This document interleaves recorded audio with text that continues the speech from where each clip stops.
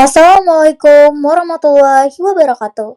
Perkenalkan, nama saya Atifa Kurnia Abida dengan NIM 25004100. Di sini saya akan menjelaskan materi mengenai pemanfaatan AI pada pendidikan tinggi, peluang dan tantangannya. Masuk ke yang pertama, yaitu latar belakang, di mana perkembangan teknologi digital mendorong perubahan dalam pendidikan. Salah satunya dengan melalui penggunaan artificial intelligence atau AI. AI dimanfaatkan untuk mendukung pembelajaran, administrasi, dan penelitian agar lebih efektif dan efisien. Namun, penerapan AI juga menghadapi tantangan seperti literasi digital, etika akademik, dan kesiapan infrastruktur. Oleh karena itu, manfaatan AI perlu dikaji agar memberikan manfaat optimal bagi pendidikan tinggi. Di sini kita akan masuk ke rumusan masalah, yaitu yang ke-1 itu ada konsep dan peran AI dalam pendidikan tinggi. Yang kedua itu ada pemanfaatan AI dalam proses pembelajaran. Yang ketiga itu ada penerapan AI dalam administrasi dan manajemen perguruan tinggi. Yang keempat itu ada peluang pemanfaatan AI bagi perguruan tinggi. Dan yang terakhir itu ada tantangan dan risiko penggunaan AI. Terus ada tujuan. Yang pertama itu ada untuk menjelaskan konsep dan peran AI di pendidikan tinggi. Yang kedua itu ada untuk mendeskripsikan pemanfaatan AI dalam pembelajaran. Yang ketiga itu untuk menguraikan peran AI dalam administrasi dan manajemen kampus. Yang keempat itu untuk menganalisis peluang pemanfaatan AI. Dan yang terakhir itu ada untuk mengidentifikasi tantangan dan risiko AI. Baiklah, kita masuk ke yang pertama, itu ada peran dan konsep dasar dalam pendidikan tinggi. Yaitu yang A, itu ada definisi AI dan ruang lingkup penggunaannya. Di mana kecerdasan buatan atau AI adalah teknologi yang meniru cara berpikir dan belajar manusia. AI ini bekerja dengan algoritma dan pengelolaan data dalam jumlah yang besar. Dan dalam pendidikan tinggi, AI ini digunakan pada proses akademik dan administrasi.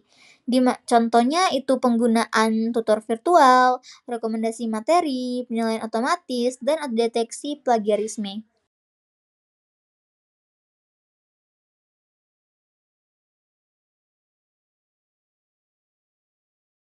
Yang B itu ada tren global pemanfaatan AI di perguruan tinggi, yaitu di banyak universitas dunia seperti MIT, Stanford, NUS, telah menerapkan AI dalam pembelajaran dan manajemen akademik.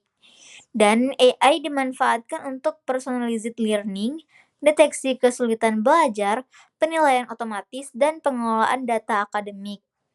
AI ini menjadi indikator modernisasi dan kualitas pendidikan tinggi global.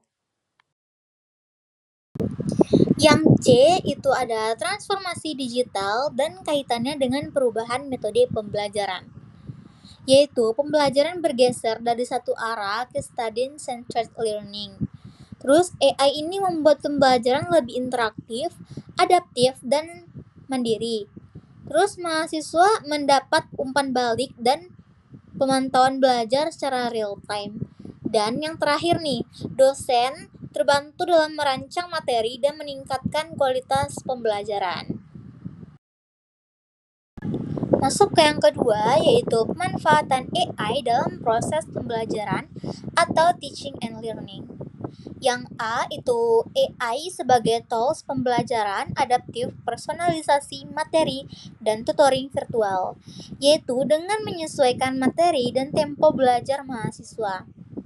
Yang kedua itu untuk memberikan rekomendasi pembelajaran personal dan menyediakan tutor virtual untuk belajar mandiri. Dan yang terakhir yaitu untuk meningkatkan pemahaman dan efisiensi pembelajaran. Yang B itu ada penggunaan AI untuk evaluasi pembelajaran seperti automated grading, yaitu dengan melakukan penilaian otomatis dan cepat sehingga memberikan umpan balik secara langsung, dan menghemat waktu dosen. Yang C itu ada dukungan AI dalam meningkatkan akses, kecepatan, dan efektivitas belajar, yaitu dengan pembelajaran dapat diakses kapan saja dengan melalui platform digital dan perangkat mobile. Terus AI juga memberikan umpan balik real time tentang kemajuan belajar. Dan untuk menyediakan simulasi, contoh tambahan, dan rekomendasi materi sesuai dengan gaya belajar. Yang ketiga itu ada peluang pemanfaatan AI pada administrasi dan manajemen perguruan tinggi. Yang A itu ada sistem manajemen kampus berbasis AI, di mana dengan mengelola jadwal kuliah, KRS, nilai, dan kehadiran. Ini mengurangi kesalahan administrasi dan perpustakaan digital dengan pencarian dan rekomendasi cerdas. Yang B itu ada perencanaan kurikulum dan analisis mahasiswa, di mana analisis data performa dan minat mahasiswa dapat membantu penyusunan kurikulum yang relevan dengan memprediksi risiko akademik atau kesulitan dropout. Yang C itu ada layanan mahasiswa atau chatbot dan sistem otomatis, di mana chatbot ini dapat memberikan informasi akademik selama 24 jam, dan sistem otomatis untuk KRS, pembayaran, dan administrasi untuk meningkatkan efisiensi dan kepuasan mahasiswa. Yang keempat itu ada peluang pemanfaatan AI bagi perguruan tinggi. Yang A itu ada peningkatan pembelajaran dan penelitian, di mana pembelajaran adaptif itu sesuai dengan kebutuhan mahasiswa, dan monitoring perkembangan belajar yang lebih akurat untuk mempercepat analisis data dan kualitas penelitian. Yang B itu ada efisiensi kerja dosen dan tenaga kependidikan, yaitu untuk mengurangi beban administrasi dosen yang otomatisasi, presensi, penilaian, dan laporan. Terus ada juga dengan layanan administrasi yang lebih cepat dan terstruktur. Yang C itu ada kesiapan menghadapi era industri 4.0 dan 5.0, di mana kampus lebih modern dan adaptif teknologi. Terus, kurikulum yang selaras dengan kebutuhan industri digital dapat meningkatkan daya saing institusi. Yang D itu ada penguatan daya saing lulusan, yaitu yang pertama dengan meningkatkan literasi digital dan teknologi, dan dengan melatih kemampuan berpikir yang kritis dan adaptif. Yang terakhir itu dengan lulusan siap bersaing di dunia kerja global. Yang kelima itu ada tantangan dan risiko pemanfaatan AI. Yang A itu ada etika akademik dan integritas ilmiah, di mana potensi plagiarisme dan penyalahgunaan AI.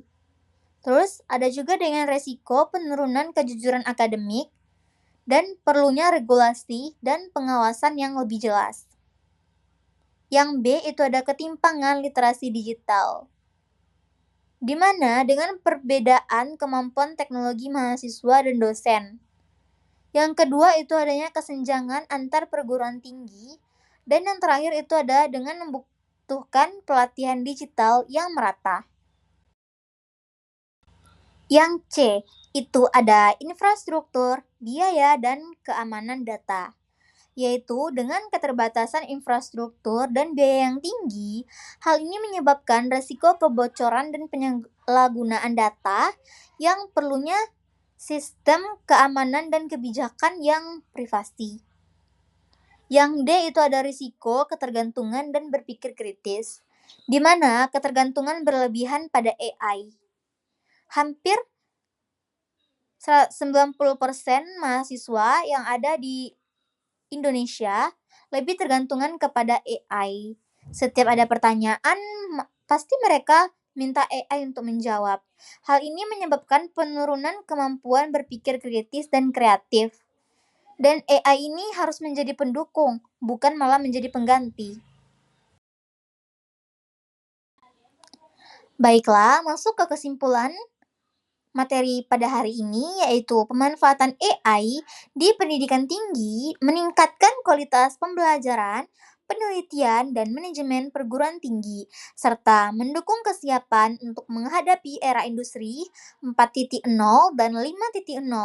Namun, penerapannya juga menghadirkan tantangan seperti etika akademik, literasi digital, keamanan data, dan risiko ketergantungan teknologi, sehingga perlu dikelola secara bijak. Baiklah, hanya ini materi yang dapat saya sampaikan pada hari ini. Mohon maaf apabila ada kesalahan. Terima kasih. Saya Atifa Kurnia Abida dengan NIM 250041100.